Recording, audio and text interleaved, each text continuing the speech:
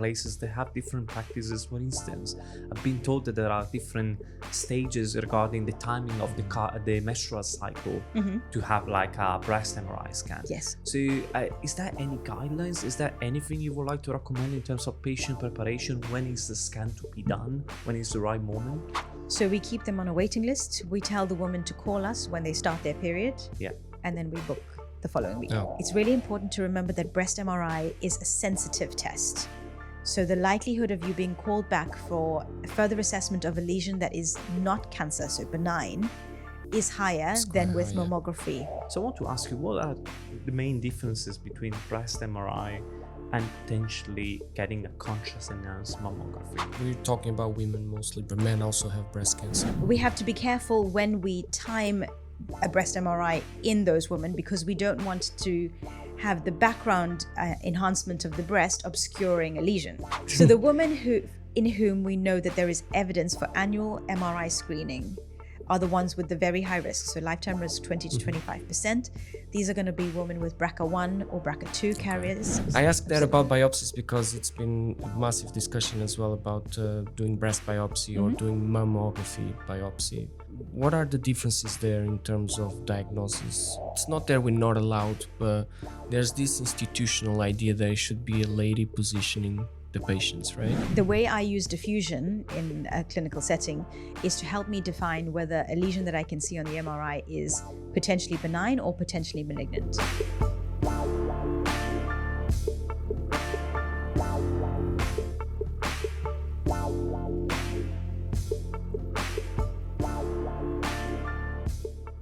It must be said that diagnostic pathways are improving, screening is evolving, and breast MRI specifically, the reason why we're here, is no longer just an option, but it is potentially a solution, a diagnostic solution. So I'm very glad to have here Bhavna Batohi, which is a consultant radiologist at King's College Hospital, who's going to tell us a little bit more about this word, about the field of breast MRI, and specifically what are the challenges, but also the benefits of this diagnostic technique. So I just want to let you introduce a little bit, Bhavna, and if you want to introduce the topic as well, we're going to discuss today. Great, thank you so much. So I've been a consultant radiologist now for about 8 years, going on to 9 years. And in my role as a breast radiologist, I do both screening and symptomatic breast radiology. So that means that I'm mainly reporting mammography, because in the UK, we have set standards that we have to adhere to, and that involves reporting at least 5,000 mammograms every year, but also at least 100 screening MRIs a year in the screening setting. Of course, we will do several other symptomatic breast MRIs as well. A lot of the women who have breast MRI in the screening setting are the high-risk women, who I know we will talk much more about. But breast MRI is really an evolving technique, because one of the biggest concerns with breast MRI is really how long it takes to do the examination. Yeah. And when we are screening, of course, we're screening a higher volume of women. So it's really about how we manage getting those women through the service quickly and providing the best imaging possible as well. So it's a technique that involves the patient lying prone in the scanner. There are dedicated breast coils to make sure that the breast is maintained in the position during the examination, and also slightly compressed, but not too compressed, because you want to give contrast and you don't want to limit the flow of the contrast into the breast. So it's quite uncomfortable for a woman to be in that position for about half an hour. Of course. But it's really crucial that they do. One of the sequences that we use is subtraction sequences, which means that we take the pre-contrast images and the post-contrast images and subtract the areas of fibroglandular tissue away. So then we see the areas where there's only contrast. And for that, we need a woman to be really still during an examination. Yeah. And if there are any listeners out there who are patients, potentially, who would be having a breast MRI, that's one thing I'd really want them to take away, to try to make sure that they're as comfortable as possible before the examination, to stay nice and still. Thank you for touching base on this. And I think we can kind of like investigate a little bit more about the different sequences. But before doing that, I always had a question because I work in different places. They have different practices. For instance, I've been told that there are different stages regarding the timing of the menstrual cycle to have like a breast MRI scan. Yes. So is there any guidelines? Is there anything you would like to recommend in terms of patient preparation? When is the scan to be done? When is the right moment? Yes, absolutely. So I have to tell you about contrast first in order to be able to answer that question. So we have to give contrast for a breast MRI. And the reason for that is that when a tumor forms in the body, and in this case in the breast, there is a process called neoangiogenesis. And that means new vessels are formed around the tumor. So we need to give contrast to let the contrast get to those areas and see those vessels to help identify a tumor. Now, the added complication that we have is that the breast tissue is quite active, particularly in women who are premenopausal. The menstrual cycle means that the breast is getting ready to potentially make milk. And then when a woman gets into the later phase of the menstrual cycle, the body realizes, okay, we don't need to bother about that. So we have to be careful when we time a breast MRI in those women, because we don't want to have the background enhancement of the breast obscuring a lesion. So to answer your question, day 6 to 16 in premenopausal women is when we would want to time a breast MRI. 16, okay. Because we hear so many numbers. So many numbers. For example, in Chelsea, where I used to work, we had like patients coming from Royal Marsden, let's say, and they had 7 to 17. And then we would have doctors that say, no, actually, I want 6 to 16. And we used to have all these numbers, and we never understood why there were difference of 2-3 days there. Yeah. Do you are able to tell us why there's this tiny difference? Could it be related to ask a literature? quick question? Are there, following just to connect this, are there also any exception? Let's say that a patient rock up like that specific day. Would you consider doing the scan if she kind of like falls short of that period, like outside that window? Yeah. So I'll answer both questions in two different parts. So there is slight variation in practice from one center to the next. You're trying to get that sort of middle part of the menstrual cycle. Okay. So that's why people would generally use 6 to 16, sometimes 7 to 17. I don't think that the difference would be significant enough for it to make it an impactful difference. And it's really about the comfort of the person reporting it to make sure that they are confident to separate background enhancement in the breast from a lesion. Because I remember we actually sometimes refused patients because of they're Of the not timing. being within Exactly. not being within those days. And, Yes. and they were missing those days for like 1 or 2 days, and we still were told to not scan and wait. Exactly. So maybe one of the things we can talk about after I answer this question is sensitivity of a breast MRI, because if a patient is refused the examination because they're not in the correct dates, then I think that the thing that they have to realize is that if they have quite marked background enhancement of the breast tissue, it may obscure a lesion. So then we may potentially be doing an examination that we have to repeat or an examination that's useless. And I really don't think that there's any value in doing a test that's going to be of no benefit. So exceptions. There are some. So there are some women who have irregular menstrual periods, and also some women who have contraceptive devices in, which mean that they get no periods, in which case you can't time when you can do this examination. So then we will do it whenever possible. And then if there's a lot of background enhancement, we may want to delay it by another 2 weeks and then do the scan again, for example. Or potentially 6 weeks, because then you might be in the different phase of the menstrual cycle. I'm thinking, let's say that I'm a patient in the NHS and they gave me like a breast MRI. I'm exaggerating now, in 6 months' time. That happens. Actually. Yeah, that happens. There I'm probably not exaggerating. No, but that may be appropriate in some exactly. instances. Let's say that the day, it's like a little bit of a bad day, and I clearly like forgot like which is the right timing. So I just kind of like, so how do you actually calculate? So do you calculate it like quite in advance, I suppose? And what happens if the patient is quite irregular? What is happening? Is the scan going to go ahead if she doesn't fall specifically in that window? Or does she need to wait another potentially 6 months? She's going to be rebooked or something like that? So we keep them on a waiting list. We tell the woman to call us when they start their period. and then we book the following week. Okay. Okay. And this is all asymptomatic patients, of That'll be course. symptomatic patients. Okay. Yeah, and Okay. screening as well. Yeah.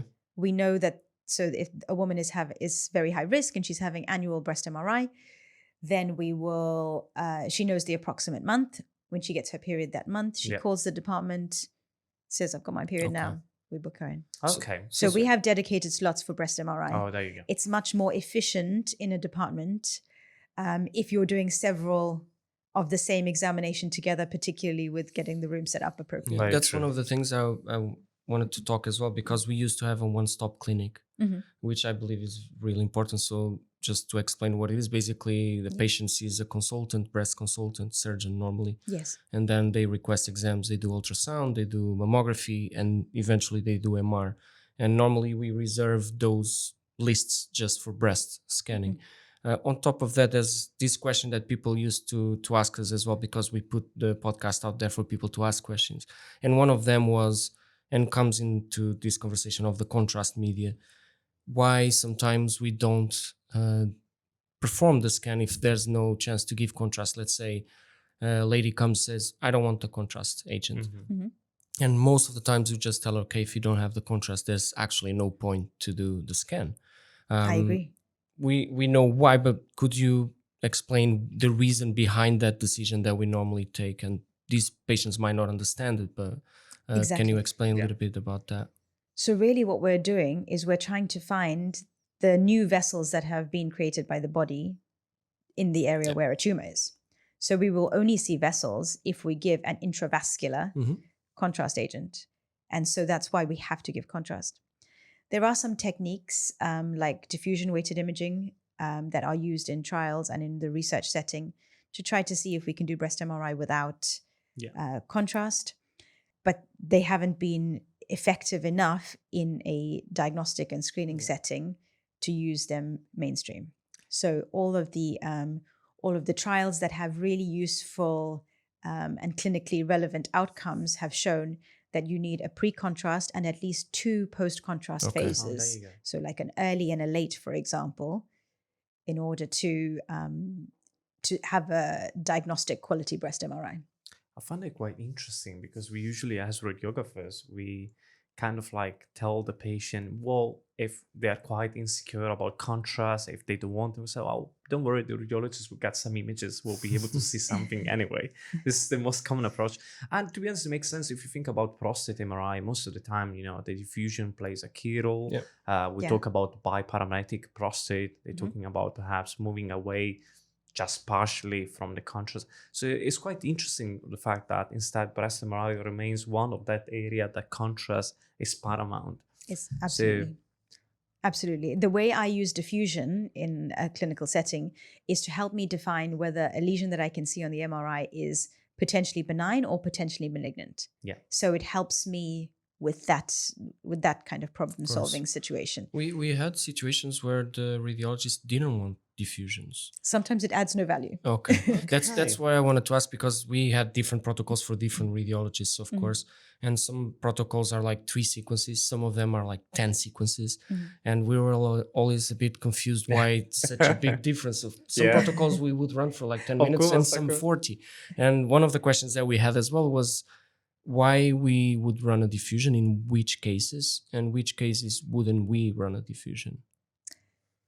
So if you've got a confirmed cancer and you're looking for other sites of disease, for example, it's quite helpful to have the diffusion, because then you could just more confidently say whether the other lesions in the breast are potentially benign or potentially malignant. It helps that conversation with a patient, because you want to be able to say, I think you've got one tumor and there are other lesions, but I think that they're benign, but we need to look at them. And if they come back benign, we're happy. Whereas the diffusion can also help us say, well, these other lesions look exactly like the main tumor that we know you have. So we're quite worried that you have other sites of disease. So it is not the only thing that we use, because we use the post-contrast sequences as the fundamental things that we are going to assess. But it helps us have a level of suspicion. So so if you didn't give me diffusions, I'd still be okay. Okay. But if they're there, I will look at them. Absolutely. Speaking about this, so do you have like a guideline protocol you have in your mind, and let's say you need to kind of like set like a service, like a breast MRI service. Is there like a protocol that is already in your mind that you would recommend to say, oh, I need to have this sequence, I need to have that sequence, I need to have this as optional? So I would have a T2 weighted sequence to look at the amount of fibroglandular tissue in the breast. Is the patient dense or non-dense? I would have a T1 fat saturated pre-contrast, then dynamic post-contrast, T1 fat sat again, at every minute until at least 5 minutes.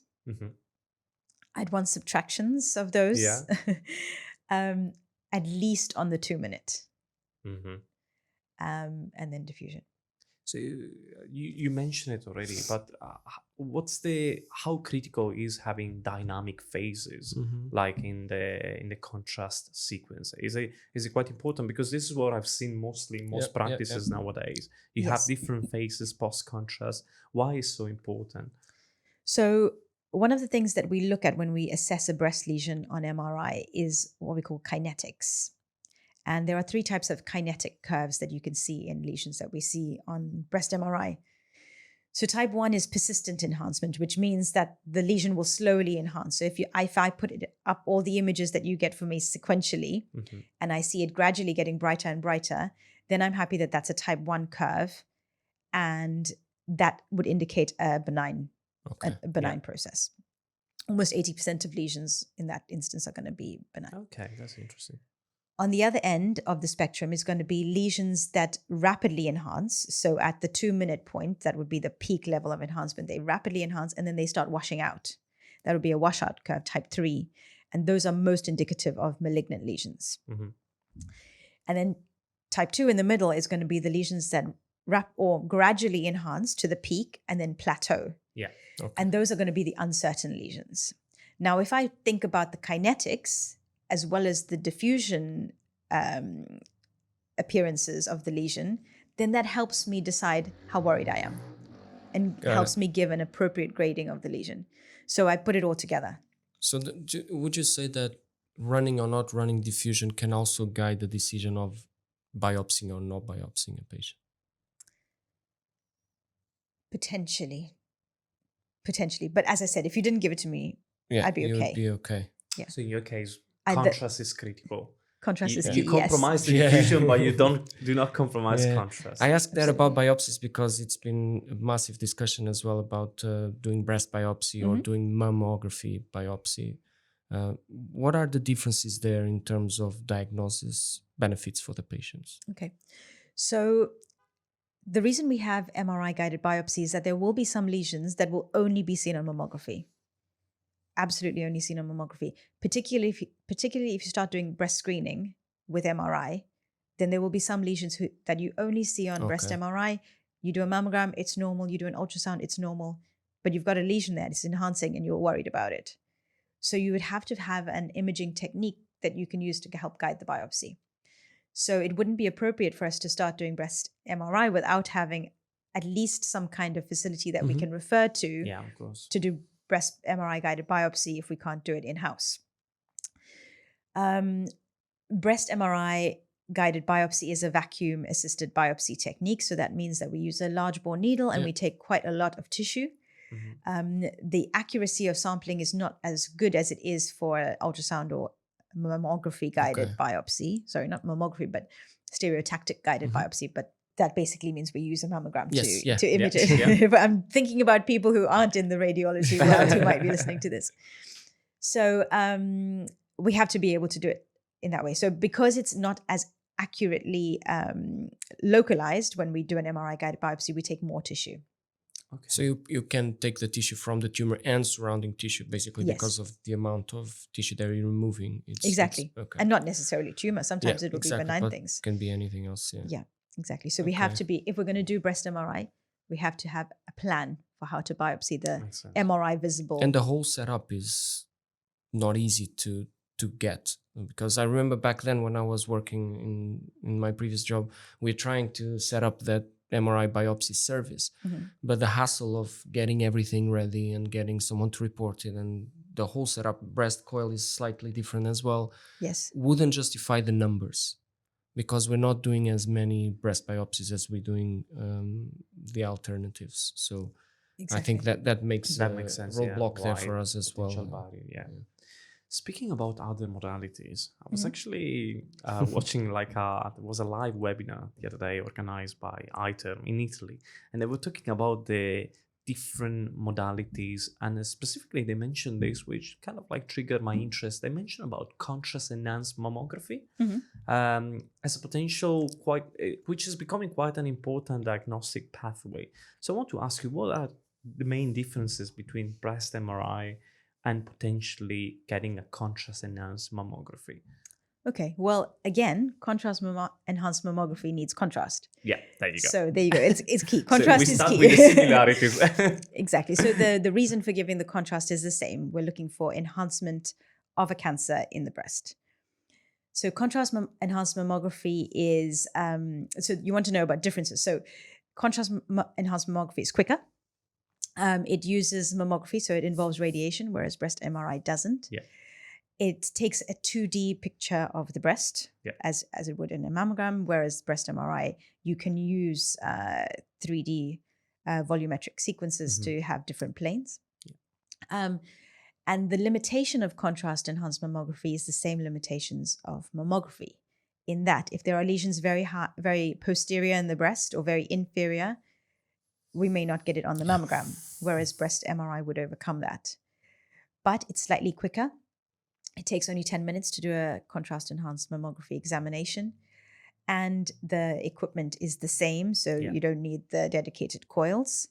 But you do need the staff trained to be able to put in a cannula, give contrast, and deal with contrast reactions, which mammographers will need more training for. Yeah. What type of contrast is that? It's iodine-based contrast. Okay. So for patients who can't have gadolinium, breast contrast enhanced mammography is a good alternative when you need to give. Makes sense. Yeah. So kind of they complement each other, right? Mammo and MR kind of go in tandem when you're assessing a patient to have the full picture. Yes, and it's not always necessary to do both. Sometimes just one of those two tests should maybe enough. There are many instances where you may do both. And it will depend on patient to patient. Yeah, makes sense.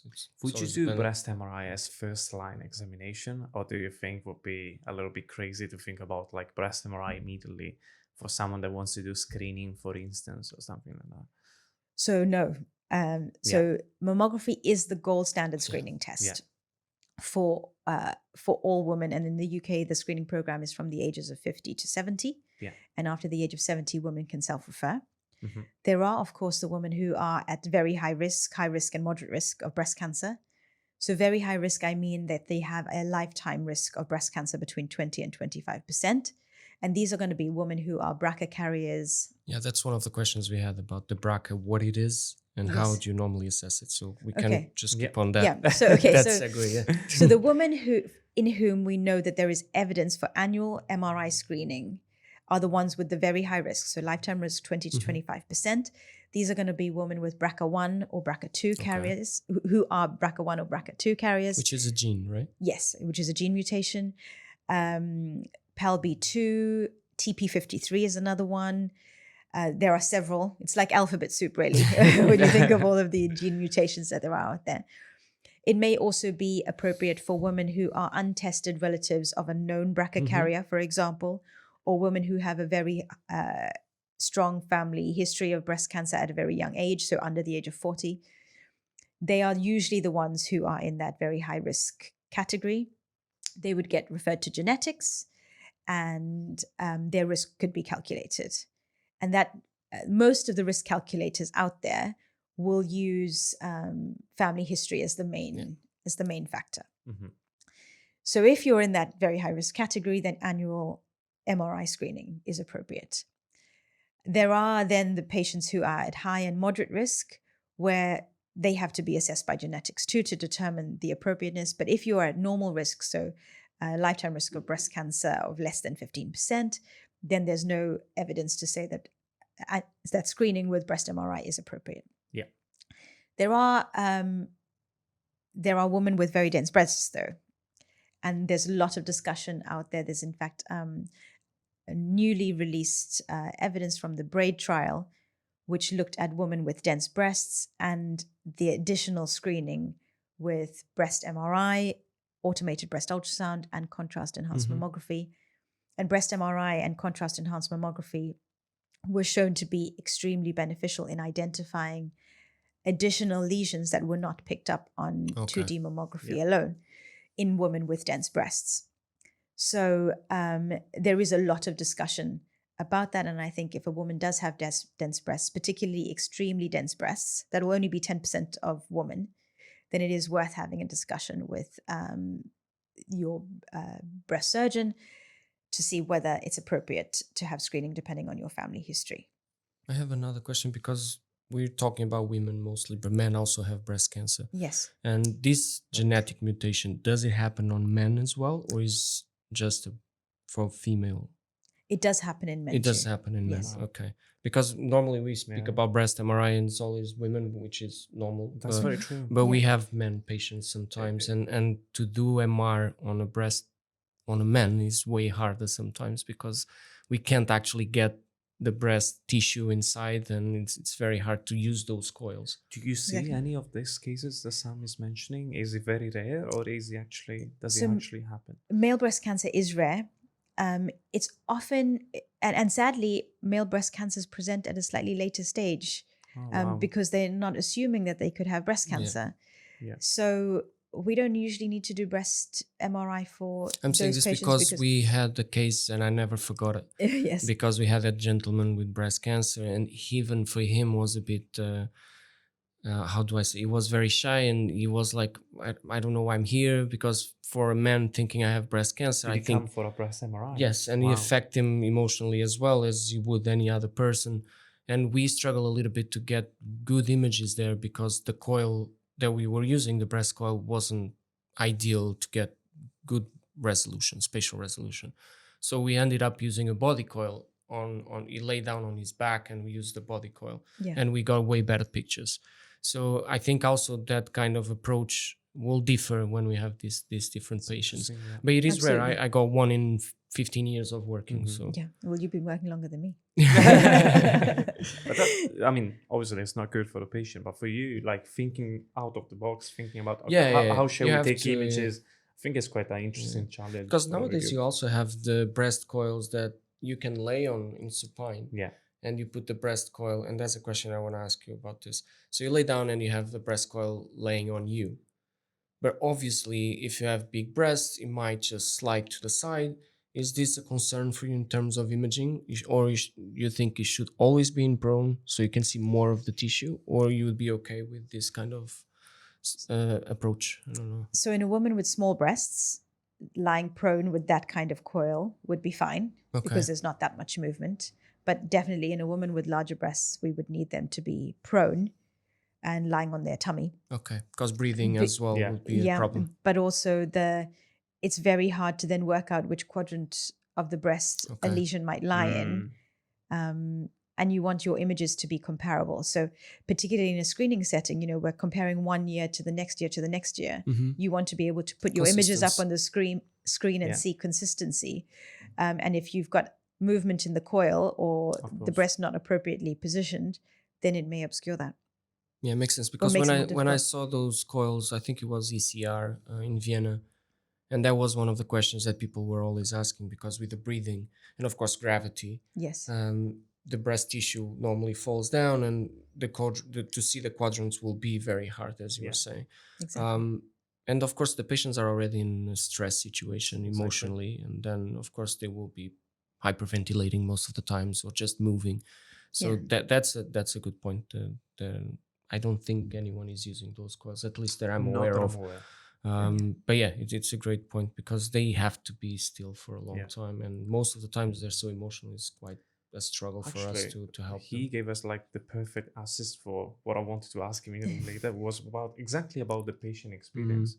Because how many times you hear the patient and say, comes out of the scan, say, oh my God, my shoulders. They're always like very in distress. So thinking about technology nowadays, do you think that all these deep learning algorithms that are popping out promising, to cut down the scan time, maintaining the image quality, perhaps even improving the image quality. What kind of impact is going to have in terms of like breast imaging, breast MRI specifically? So in terms of AI, we use AI at the minute to help improve the image quality of our breast MR examinations. And I hadn't even realized it was going on in the background. That's good to know. You and many people. Just, the imaging is getting better and better. I don't know what our radiographers are doing, sprinkling some magic on there. But we use it in that setting. Of course, AI algorithms can be used to help identify lesions, but breast MR is already such a sensitive test in itself. So if we are going to use it for that, we have to be able to set the algorithm to a level that's appropriate and not increase the recall rate following a breast MRI too much.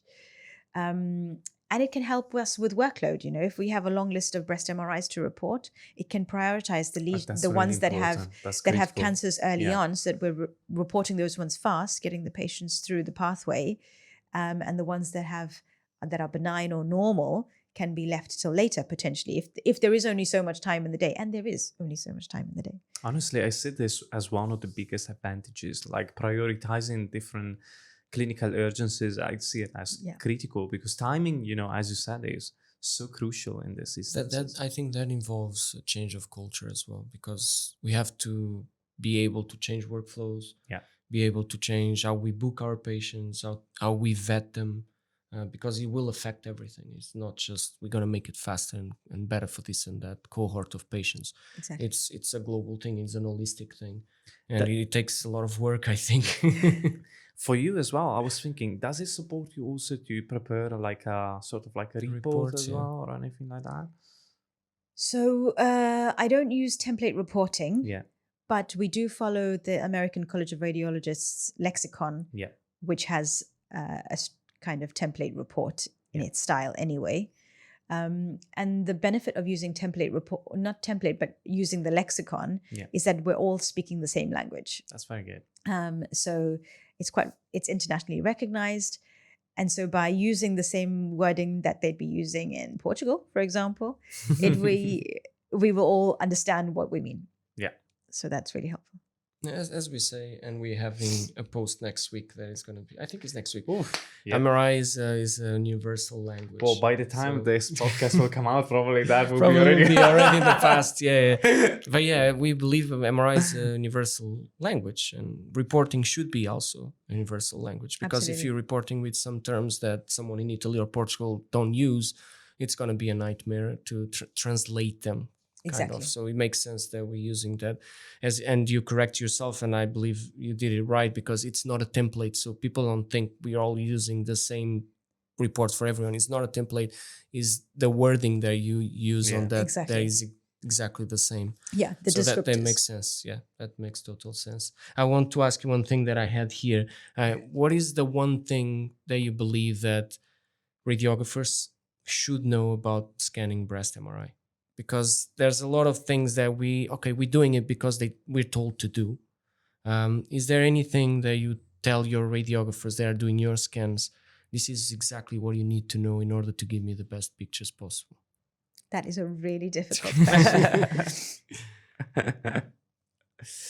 It can be broad, it can be more specific. Yeah. Something that you believe it's even key. Something that you've seen and think about, this radiographer needs to change a little bit this practice. I'm very fortunate to work with extremely skilled radiographers, both at Chelsea and at King's. And there are very few instances where I have to contact them to say this needs to be repeated. Yeah. Keeping the patient still is really the most crucial thing. And virtually all radiographers, if they have trouble keeping the patient still for whatever reason, will add a comment to the examination to say, patient struggled, patient's claustrophobic, this was the reason. So what one thing? Yes, making sure the patient is comfortable before the examination. Yeah, very true. That if the patient is comfortable, if they've got the right kind of music to listen to, if there isn't a part of the breast that's getting slightly squeezed in the coil, which is really fundamental, because that could be where the cancer is, and then you've just obscured the blood flow to the area. And there's something we struggle as men radiographers. Of course. Because we normally, it's not that we're not allowed, but there's this institutional idea that it should be a lady positioning the patients, right? And for example, I'm from Portugal, and in Portugal we do it ourselves. We do mammography as well as male radiographers, and in UK it's female job. Yes. So for us it's a bit weird sometimes, not weird, but strange that we get a female patient and we don't have a female radiographer, and we start panicking and we have to call a nurse or someone that knows how to position. And sometimes that positioning might not be ideal because it's not a female radiographer but a nurse or an HCA. We use that admin staff sometimes because we have no one there to help you out. To help. So that I think it's important what you're mentioning, that the positioning is critical for those exams and the preparation of the patient, not only physically but mentally. I think the mental aspect is really, really important there, because most of these patients, they come to us in huge distress and they are acting out of character sometimes because they are so stressed and so scared. And I think you're mainly referring to the patients who've already had a diagnosis of breast cancer. Most of the time. Usually the screening patients they're cool. It's either claustrophobic or they're fine. Yeah. But the ones that already have something and they're coming because their doctor said, we need to check this, those are the ones that we have to be more careful about. But it's good to know. So definitely. I think there has been a statement from the Society of Radiographers as well addressing this. The potential for male radiographers to do perhaps mammography. I never understood why that doesn't happen in UK. I don't know. I mean, Italy is the same as Portugal, so I guess. And to go back just to the fact you were mentioning about, you didn't quite, you were very kind, let's be honest. You didn't say anything bad about radiography, which is good. So I want to ask you, I received many questions from trainees about one aspect of breast MRI. Coverage. They were like, how much should I cover? Is it just from this specific muscle? Is it like 1 centimeter or more? Is it like 2 centimeters or below? the chest wall? Chest wall. And so I think there are some lymphs as well that we need to be particularly careful about it. So that could be like an aspect. Maybe one day one of the radiographers will cut down like a part of the anatomical area you're particularly interested of. So is there any indication you would like to give about this? Before you ask, can I fit one more thing on that? Because we normally just do axial sequences. Yes. So on top of this, why don't we do coronals and sagitts as well? Okay. So coverage. So we want to be able to see all the way to the chest wall. And it's the lymph nodes that run just parallel to the sternum, the internal mammary chain lymph nodes, that we would be assessing on a breast MRI. That's one of the areas that we can cover on breast MRI that we can't cover on contrast mammography, for example. So that's another advantage of breast MRI over contrast mammo. So we need to see the back of the sternum. In terms of how high up you should scan, we want to be able to see lymph nodes behind the pectoralis minor muscle too. So you don't have to go above the clavicle, because if we're going to be worried about supraclavicular lymph nodes, then we can do a CT or a PET CT, depending on normal staging processes for your department. But at least deep enough to be able to see the back of the sternum so we can get to the internal mammary chain. That would be how deep we go. And that answers the question on coverage. And then your question I was asking on top of the coverage, yes, because I've seen some rare protocols where we have sagittal views of individual breasts and some coronals. Sometimes you have some isotropic sequences and you have automatic reconstruct everything. Reconstruction. But I think legitimately is asking is like, why don't we prefer other planes like coronal and sagittal, and why most of our protocols mainly axials? So the axials are absolutely fine, particularly when we have isometric sequences, because I would just use used to use my PACS system to create a reconstruction. And that works perfectly fine. I think the issue comes in if your PACS system doesn't easily allow multiplanar reconstructions, then it becomes very annoying and you may not be able to do it so easily. So then it's easier just to have. It's funny you're saying that, because the site that I saw, they didn't even have a PACS system that allowed anything. You just could see the pictures and you had to report. It was a very old system. You had to report outside of PACS and then send it together. So that makes sense, because they were running sagittals of individual breasts on then top of the axials. Yeah. Okay. Yeah. But if you have the ability to do the multiplanar reconstruction yourself on PACS, then you don't need it. Okay. And I mean, timing is key, because you want to get as many patients through your department as possible. Yeah. And even if we cut down sequences and make the examination 10, 15 minutes, the fact is that getting the patient onto the it scanner, takes longer than that the takes scan. longer. Yes, you can do the scan in Absolutely 5 true. minutes, Yeah, but yeah. unfortunately, Absolutely. getting them Preparation appropriately and dressed and everything. onto the table takes longer. Perfect. I think we're reaching our hour almost. Oh, wow. 11:30. So we have always one question at the end that we like to ask our guests, and we will ask you as well, which is, it's a very broad question, but why MRI for you? Why you like MRI in general? Why is it important for you, MRI? So I think that imaging in breast cancer has evolved immensely. And it's one of the reasons that I love being in this field, is that we have so many modalities that we can investigate and properly image a woman's breast. Also, I get a lot of patient contact in my job, which is wonderful because it makes me still feel like a doctor rather than a radiologist sitting alone in a dark room.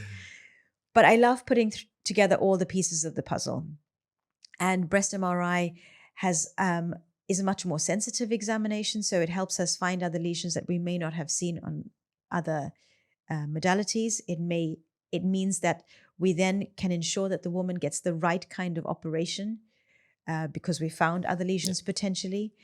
And to be able to give that information with confidence and prevent a woman from having a reoperation is very important. So that is where I think the greatest strength of breast MRI lies in. Perfect. I think there is room for another question, and I want to ask you this. Is there any sort of like suggestion that you would like to give from a patient perspective? Because I guess we have radiographer, but we have patients as well that might be interested about learning a little bit more about the diagnostic pathways, maybe breast MRI specifically, but is that anything you would like from your point of view to say would be nice to follow, any guidelines or anything like that? So if I were a patient and I had a very strong family history of breast cancer, or I was concerned about what my breast cancer risk would be, I think it's really important to have that discussion with whichever breast surgeon you see or GP to help work out your risk. And if there are any modifiable risk factors, modify those and decide what the risk is and whether breast MRI is appropriate or not. I think if it is deemed to be appropriate, or if you were at high risk, not quite very high risk, but high risk, or if you were the kind of patient who was of average risk, but you had dense breasts and you were thinking, is this something that I wanted to fund privately, for example? It's really important to remember that breast MRI is a sensitive test. So the likelihood of you being called back for a further assessment of a lesion that is not cancer, so benign, is higher than with mammography. So you have to be prepared for the higher recall rate and the potential for a biopsy of a lesion that is not going to turn out to be cancer. Which doesn't mean there is cancer, exactly. Exactly. So you have to be prepared mentally. You have to be prepared mentally that doing one test may lead to further tests down the line. Okay, I think that's a great... That's great. That's a great thank conclusion. You so much. Thank you so much, because I've learned quite a few things that I didn't know today, which is great. So I think everyone at home... It's not the most common scan you approach on that. So I would say it's one of the advanced ones. Yeah. Thank you so much, Bhavna. It was a pleasure. Thank you. So I'll ask you just to leave us a tiny note, as all guests do. And thank you once again. And I thank you too. It's been a wonderful opportunity and lovely to see you. Thank you so much. Likewise. Thank you.